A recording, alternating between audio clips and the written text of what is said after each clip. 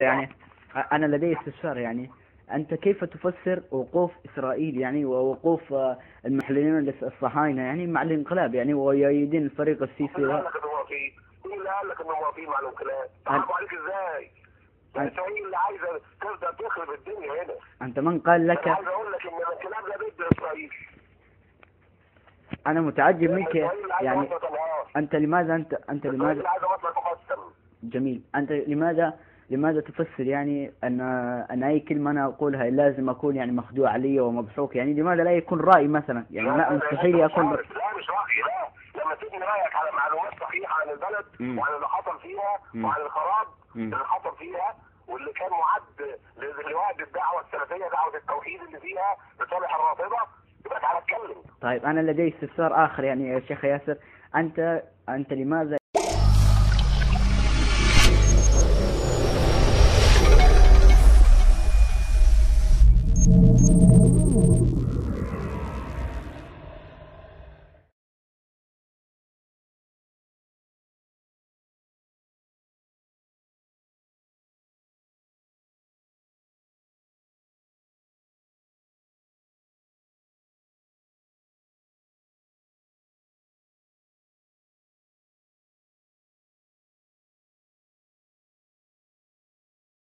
ولا ده اسلامي ولا ده اسلامي، عايز اموت نفسي ولا ايه؟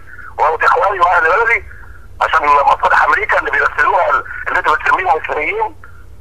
أنت تقصد أن انت مخدوع ضمن المخدوعين. أنت تقصد أن انت بتتاجر بعقلك. أنت بتتاجر بعقلك. جميل، ولكن أنت تقصد عندما تقول يعني أمريكان تقصد أن الإخوان لديهم يعني بينفذوا مخططات الامريكان، بينفذوا مخططات تقسيم البلاد كلها. أنا لدي استفسار. يعني أنت كيف تفسر وقوف إسرائيل يعني ووقوف المحللين الصهاينة يعني مع الانقلاب يعني ويؤيدين الفريق السيسي؟ مين قال لك انهم موافقين؟ مين اللي قال لك انهم موافقين مع الانقلاب؟ تعرفوا عليك ازاي؟ اسرائيل اللي عايزه تبدا تخرب الدنيا هنا. أنت من قال لك؟ انا عايز اقول لك ان الانقلاب ده ضد اسرائيل. أنا متعجب منك يعني. أنت لماذا لماذا عايزه مصلحة تقسم؟ جميل. أنت لماذا تفسر يعني أن أي كلمة أنا أقولها لازم أكون يعني مخدوع علي ومضحوك؟ يعني لماذا لا يكون رأي مثلا؟ يعني لا مستحيل يكون لا مش رأي. لا لما تبني رأيك على معلومات صحيحة عن البلد وعن اللي حصل فيها وعن الخراب اللي حصل فيها واللي كان معد لوقت الدعوة السلفية، دعوة التوحيد اللي فيها لصالح الرافضة، يبقى تعالى اتكلم.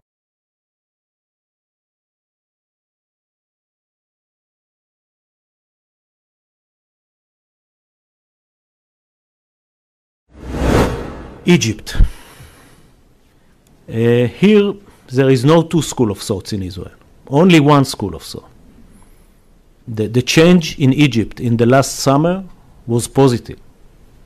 We see it as the continuation of the Tahrir Square revolution that was hijacked by the Muslim Brotherhood and was on its way to become an Islamic extreme radical regime, very much like Iran. Morsi never mentioned the name of Israel. He called us pigs and monkeys. Never met any Israeli delegation, and we thought that Egypt went to the wrong direction. There is a roadmap. We have to push them to go along the roadmap that will bring back democracy to Egypt. But we are sleeping better at night when the Muslim Brotherhood is not holding the power in Egypt and some other people are doing it. The relationship that we've had and the assistance and the sales that we've had with the Egyptian military. Thank you. It goes, my own personal experience with it goes back to when I commanded CENTCOM in 2008. And I can tell you that they're a very strong partner of the United States, a very key nation in the region. As you put it yourself, we enjoy preferential passage in the Suez, dynamic overflight. They've committed to the Camp David Accords. The Israeli military considers the Egyptian military a strong partner. And so in my personal experience, which goes back now about 5 years, they are worth the investment. in Egypt. The new government is being much tougher on the border in terms of supplying Hamas. Yeah. You know, I don't think that we are really a major player in this. It's a dramatic development for the Egyptian people, for the whole Middle East, the Arab peoples. Israel is not a central focal point of this. Israel. You have the border with Gaza, and this government has been better than Morsi's government. Yeah, right? I think that the whole world should support Sisi. I believe that the new Egyptian I think that you have to support him. If we support him, it probably will embarrass him. It probably won't help him. But Sisi and the liberals, Baradei and the others, they deserve the support of the free world. To who else they can turn? On the day Mohamed Morsi was elected president, Prime Minister Netanyahu sent him a letter of congratulation, expecting, I assume, a polite response. This did not happen. And until this very day, to the best of my knowledge, there has been no physical contact between the political levels of Israel and Egypt. The way that I see it, with my own eyes, being in touch with various governments, you see a shift because Central Arab governments right now in the Middle East are, sure, they want to see a solution to the Palestinian problem. They do, as we do. But their primary preoccupation is with two threats. One, the arming of Iran with nuclear weapons. Many of them are just as concerned about it as we are. And second, they're concerned with the spread of the Muslim Brotherhood. We share those twin concerns. And so these governments do not see Israel as their enemy, but in many ways as their, if not ally, then their partner in holding back these dual threats. بعض الدول العربية طلعت القرار بتاعها الجريء بأن جماعة الإخوان جماعة إرهابية، وأصبح هنا في المنطقة في حلف بقى قوي جدا، حلف بيجمع بين الإمكانيات والقوة. حلف بيجمع الإمكانيات مكون من 5 دول: السعودية، الإمارات، البحرين، الأردن، مصر، في مواجهة حلف تاني قطر وإيران وتركيا. وشاء القدر أن مصالح الحلف الأولاني اللي هي السعودية والإمارات والبحرين والأردن ومصر تتفق مع مصالح إسرائيل.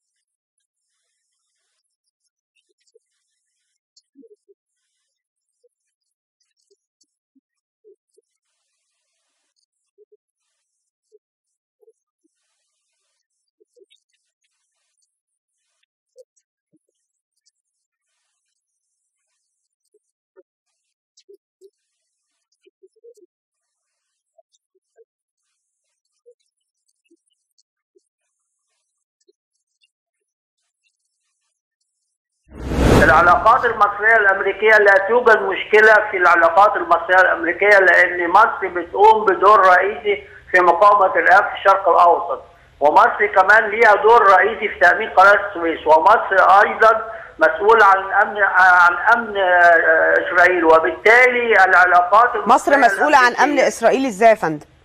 نعم فندم؟ حضرتك بتقول مصر مسؤولة عن أمن إسرائيل. مصر هي مسؤول لأن بيحكمنا اتفاقية كامب ديفيد.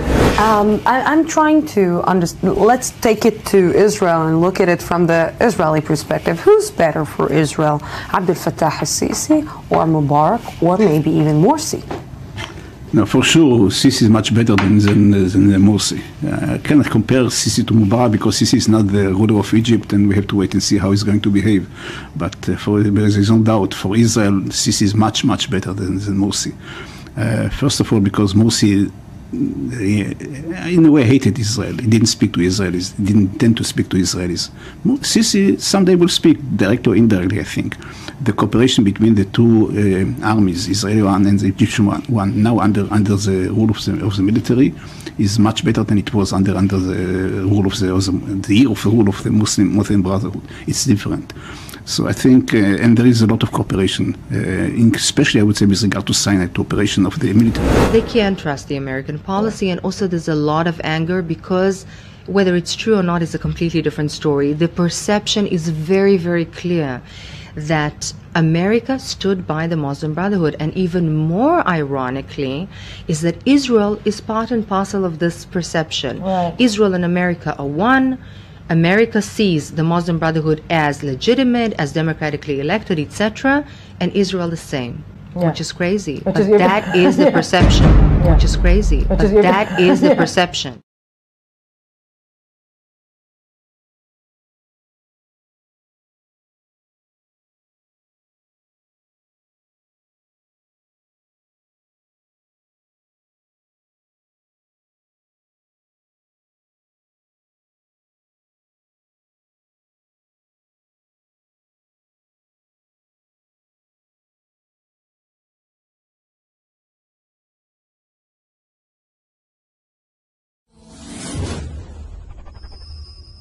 فكانت هناك قضية بتجهز لقيادات الإخوان المسلمين، وعايز أقول لك على حاجة، وهذا ليس سرا يعلمه اللي بيشتغلوا في السياسة كلهم. كان هناك لقاء بين المخابرات المصرية والمخابرات الامريكية ومخابرات دول أخرى في الأردن قبل الميليشيات وقبل القصص دي بعد الانتخابات لترتيب كيف يتم ضرب الإخوان المسلمين. وتم الاتفاق، وكان السيد عمر سليمان الله يرحمه حاضر هذا اللقاء، واللقاء ده شهير جدا، وكان لقاء سري بين أجهزة مخابرات لضرب الإخوان المسلمين حتى لا يصعدوا هذا الصعود الكبير. أنا في الوقت ده كنت بدافع عنهم عن حقهم في وجود حزب ليهم. اتخذ القرار وجات المخابرات المصرية مع أمن الدولة ينفذوا القضية بتاعتهم.